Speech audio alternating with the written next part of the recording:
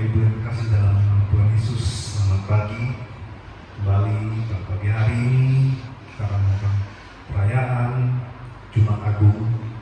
Dimanapun Bapak Ibu berada, kita percaya Tuhan selalu menyertai kita. Baik Bapak Ibu, kita siapkan hati kita untuk memulai ibadah pada pagi hari ini. Mari kita berdoa. Terima kasih Tuhan, biarlah selalu kami berada dalam menunggu Tuhan. Terima kasih Tuhan juga oleh darah-Mu Tuhan Kau menyucikan kami ya Bapa. Biar karena salib-Mu ya Tuhan kami boleh hidup sampai pada hari ini ya Tuhan. Terima kasih Bapa. Oleh karena salib-Mu ya Bapa kami boleh melawan kemenangan. Haleluya. Kita nyanyi satu pujian.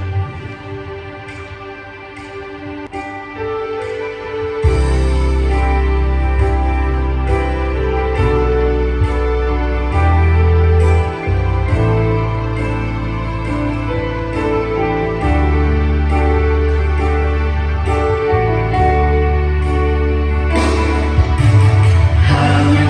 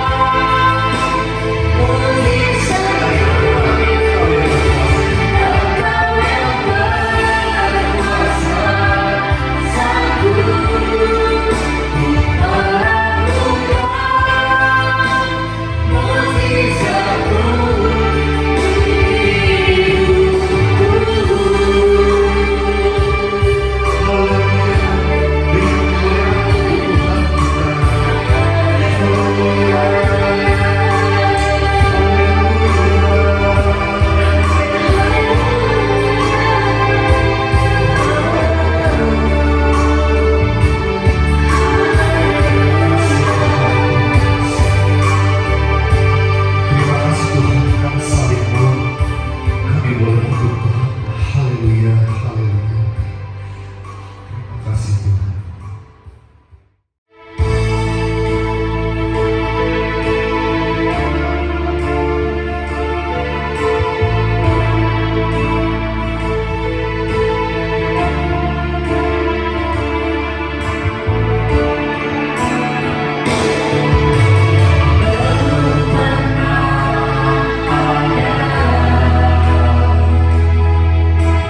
Kasih di dunia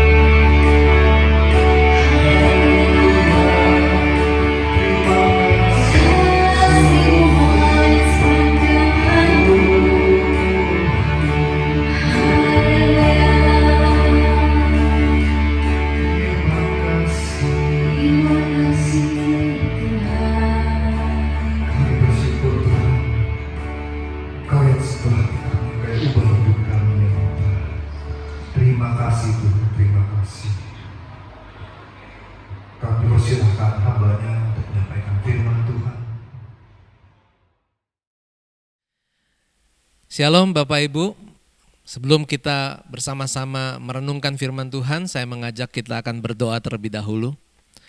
Bapa dalam surga, terima kasih pada hari ini kami sudah memuji nama Tuhan, kami menyembah-Mu, dan saatnya kami akan membuka dan merenungkan kebenaran firman-Mu. Urapi hamba-Mu Tuhan, agar setiap kebenaran yang kami terima pada hari ini bukan apa yang manusia pikirkan, tetapi biar semua dalam kendali kuasa Roh Kudus-Mu. Berkati kami sekalian Tuhan dengan kebenaran firman-Mu.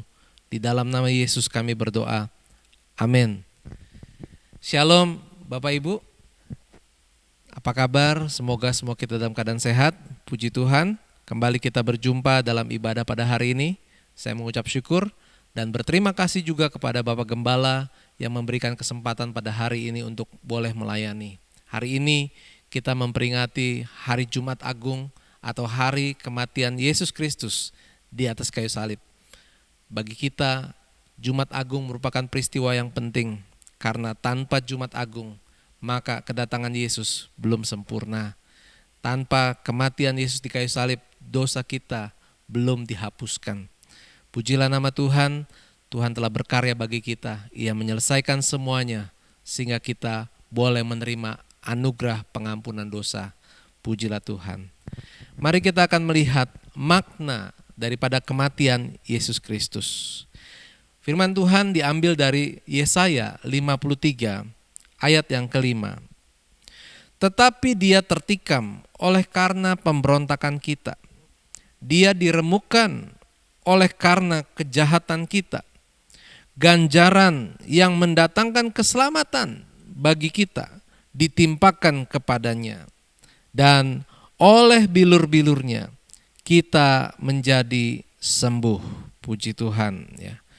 Bapak Ibu Saudara yang kasih Tuhan, secara khusus hari ini kita mengenang atau mengingat akan sengsara atau apa yang dilakukan oleh Tuhan Yesus bagi kita umatnya. Saudara yang kasih Tuhan, setiap tahun kita sudah merayakan atau memperingati Hari Jumat Agung.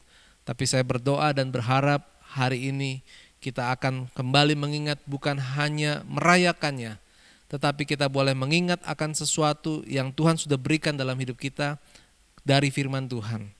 Firman Tuhan tadi sudah mengatakan semua yang terjadi, yang dialami oleh Yesus Kristus, itu bukan karena kesalahan daripada Tuhan kita, Yesus Kristus. Tetapi dia menderita, dia dianiaya, dia mengalami hal-hal yang tidak enak. Itu akibat dosa manusia. Sejak pertama kali manusia jatuh dalam dosa, dan akhirnya Allah memiliki satu rencana yang indah agar kita kembali dipulihkan, agar kita kembali boleh mendekat kepada Allah, tetapi harus dibayar dengan satu korban yang sangat mahal. Bapak Ibu Saudara, firman Tuhan ini dalam Yesaya dengan jelas mengatakan semua dia diremukkan oleh karena kejahatan kita. Berapa sering kita mungkin berpikir kalau kita berbuat jahat seolah-olah itu adalah kejahatan biasa. Mungkin kita berasa gak apa-apa, kita yang menanggung atas kejahatan itu.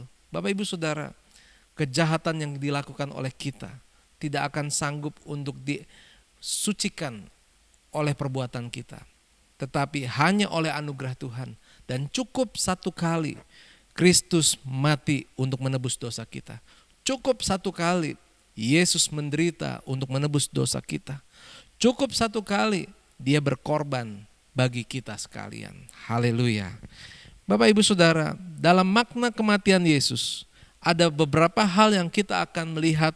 Yang pertama, bahwa kematian Kristus di atas kayu salib adalah merupakan pengganti. Dikatakan ayat yang keempat, tetapi sesungguhnya penyakit kitalah yang ditanggungnya dan kesengsaraan kita yang dipikulnya. Padahal kita mengira dia kena tulah, dipukul dan ditindak Allah. Tetapi dia tertikam oleh karena pemberontakan kita. Ini artinya Bapak Ibu Saudara, Yesus mati di kayu salib untuk menggantikan dosa kita. Agar kita yang berdosa memperoleh penebusan dengan korban yaitu Kristus yang mati di kayu salib. Yang kedua, Makna kematian Yesus adalah penebusan.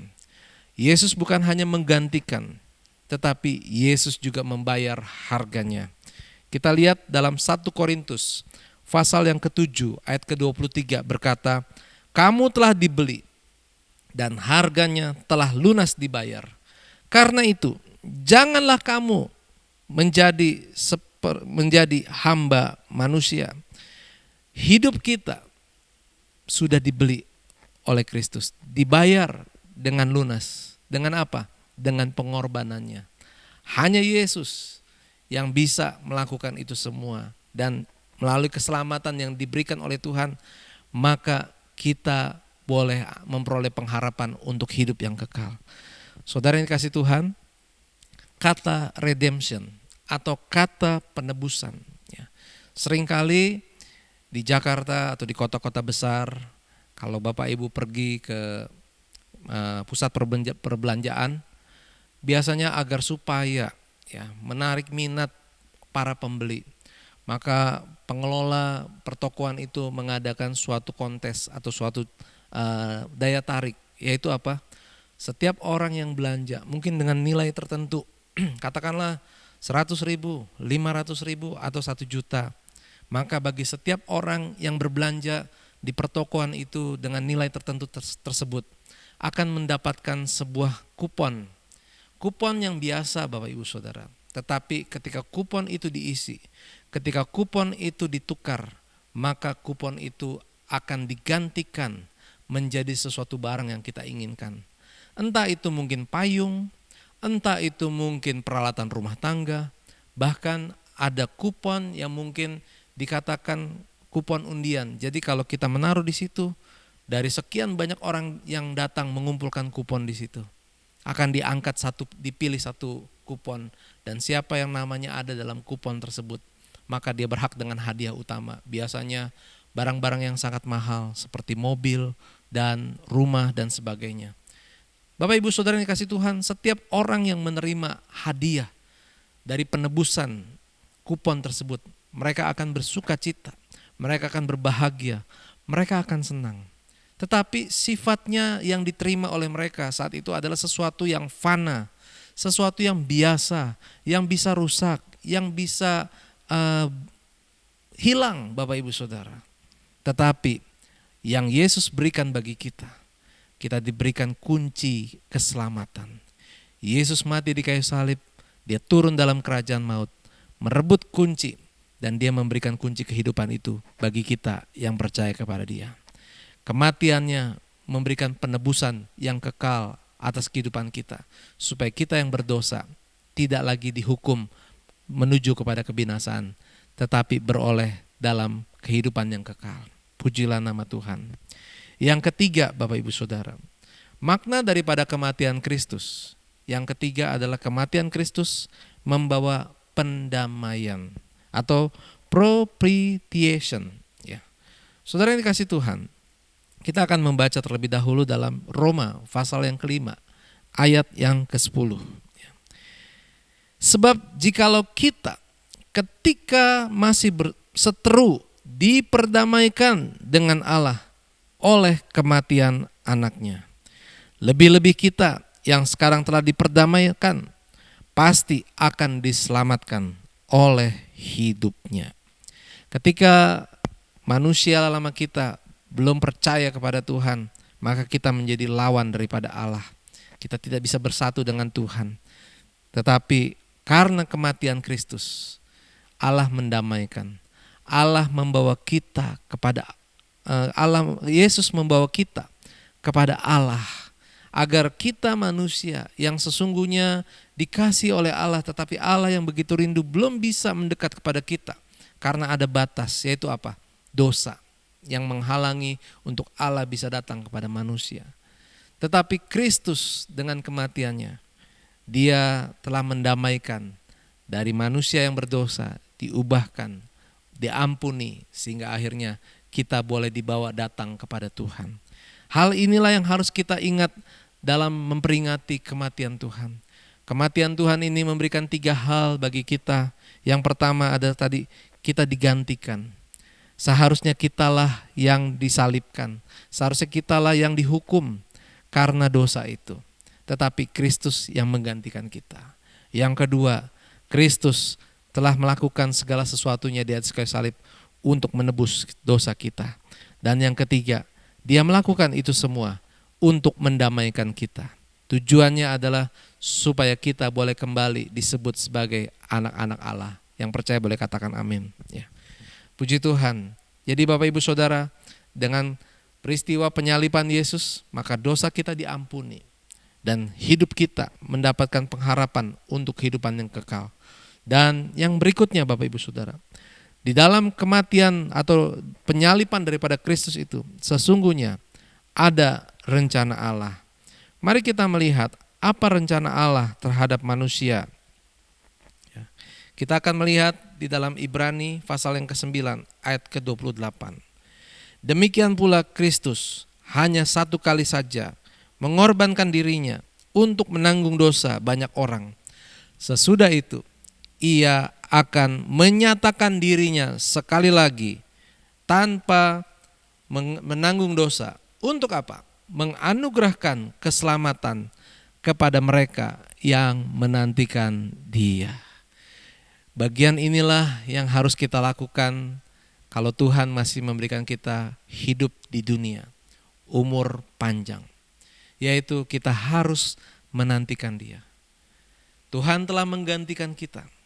Tuhan telah menebus dosa kita. Tuhan telah memperdamaikan kita dengan Allah. Dan sekarang bagian kita adalah mari nantikan Tuhan. Ketika kita menantikan Tuhan, hiduplah percaya dengan sungguh-sungguh kepada Tuhan. Miliki iman yang kuat, berdiri teguh, kokoh, jangan goyah. Sekalipun ada tantangan, masalah, persoalan, tetaplah pertahankan iman kita di hadapan Tuhan. Jangan berpaling daripada kasih Kristus. Apapun yang terjadi, baik itu kekurangan, baik itu sakit penyakit, baik itu masalah, termasuk juga mungkin keadaan kondisi-kondisi yang membuat kita rasa kecewa, ya.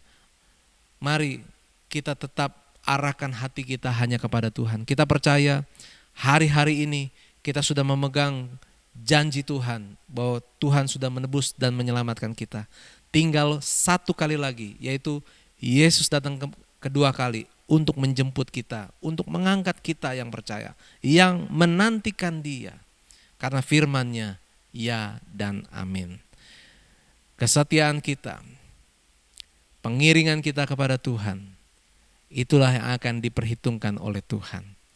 Tuhan akan melihat waktu Dia datang kembali, apakah Dia mendapati iman di atas muka bumi ini. Dan saya percaya dan berdoa, Bapak Ibu juga berharap dan ingin memiliki iman yang kuat di dalam Tuhan. Oleh sebab itu, tetaplah kuat di dalam Tuhan. Setialah dalam beribadah, setia dalam berdoa, membaca dan merenungkan firman Tuhan. Maka Tuhan akan menyertai, melindungi, dan memberkati kita semua. Pujilah nama Tuhan, Tuhan memberkati kita. Mari kita akan menutup firman Tuhan pada hari ini. Bapa dalam surga, terima kasih. Kami bersyukur pada hari di mana kami boleh memperingati kematian-Mu di kayu salib. Tuhan, kasih-Mu sungguh besar bagi kami. Pengorbanan-Mu Tuhan tidak dapat kami balas atau kami gantikan Tuhan. Kami hanya bersyukur dan bersyukur kepada Tuhan. Tidak ada kasih yang seperti Engkau, yang rela berkorban bagi kami. Bahkan Engkau mati demi memberikan anugerah keselamatan bagi kami. Tuhan, kami percaya karya-Mu sempurna. Dan kami berdoa Tuhan, biarlah apa yang Tuhan sudah lakukan bagi kami akan kami teruskan dan kami akan kerjakan bagian kami.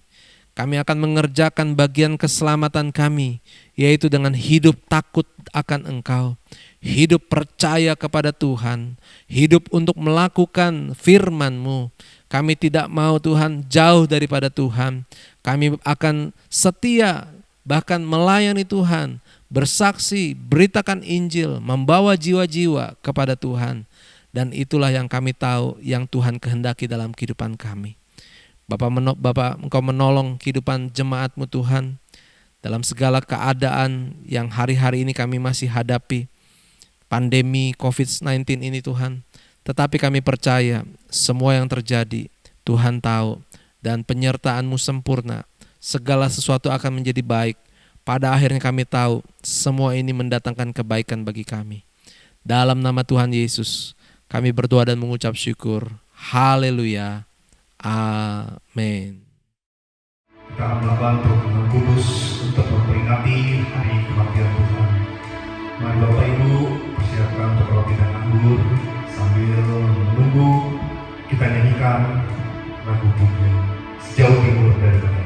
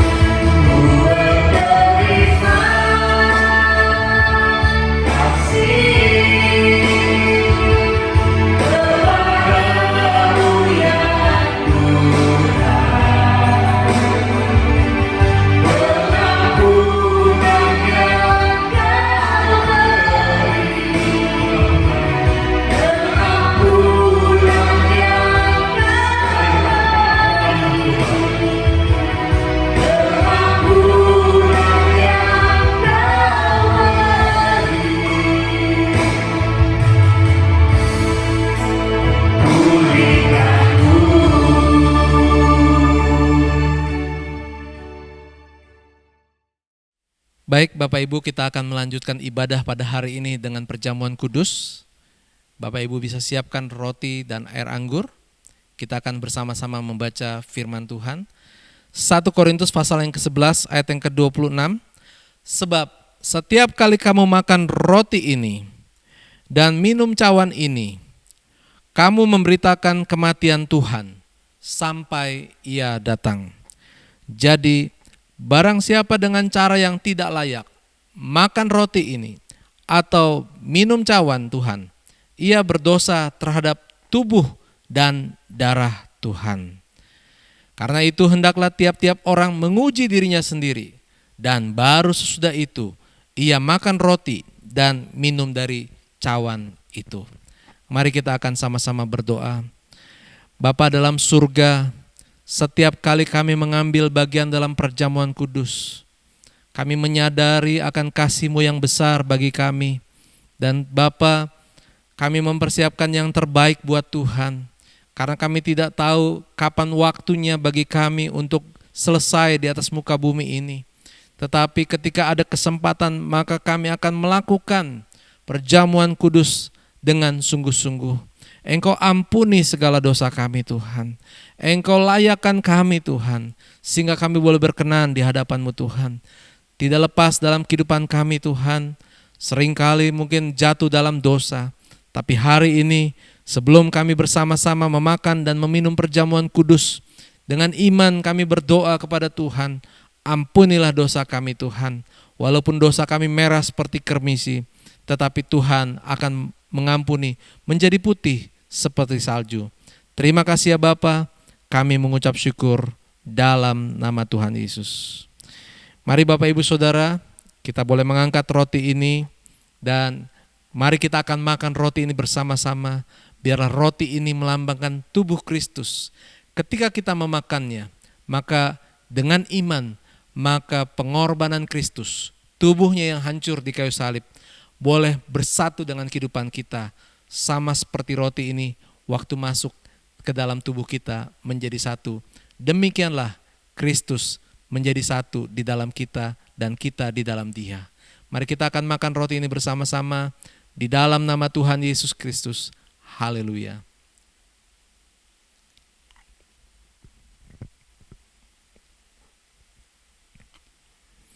Dan mari kita juga akan minum air anggur ini, di mana air anggur ini melambangkan daripada darah Kristus yang telah dicurahkan di kayu salib melalui penderitaannya. Darahnya mengalir lewat luka yang ada, semua karena anugerah daripada Tuhan, cinta kasih daripada Kristus. Mari kita akan minum bersama-sama dalam nama Tuhan Yesus Kristus.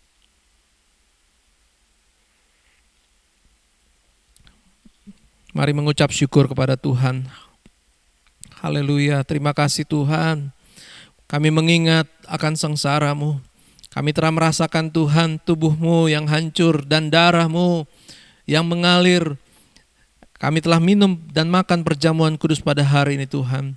Kami percaya Tuhan pengorbanan-Mu Tuhan sempurna atas kehidupan kami. Kehidupan kami akan diubahkan oleh Tuhan. Kami boleh menerima pengampunan yang sempurna daripada Tuhan. Dan saat ini Tuhan kami berdoa, biarlah kuasa Roh Kudus-Mu selalu menaungi kehidupan kami sekarang dan selamanya. Terima kasih buat perjamuan kudus-Mu pada hari ini yang telah kami ambil Tuhan. Kami akan mengingatnya setiap kali kami makan dan minum perjamuan kudus ini sampai kedatangan Engkau yang kedua kali. Terima kasih ya Bapa, kami mengucap syukur. Haleluya. Mari Bapak Ibu Saudara, kita boleh bersama-sama mengangkat tangan di hadapan Tuhan. Arahkan hatimu kepada Tuhan dengan percaya dan terimalah berkat daripada Tuhan. Tuhan memberkati dan melindungi engkau. Tuhan menyinari engkau dengan wajahnya dan memberikan engkau kasih karunia. Tuhan menghadapkan wajahnya kepadamu dan memberikan engkau damai sejahtera. Kiranya kasih dan kemurahan Allah Bapa, kecintaan Yesus Kristus Tuhan kita, dan persekutuan Roh Kudus akan menyertai kita sekarang dan selamanya. Haleluya. Amin. Bapak Ibu, sekali lagi saya himbau jangan lupa untuk tetap saksikan ibadah online di YouTube.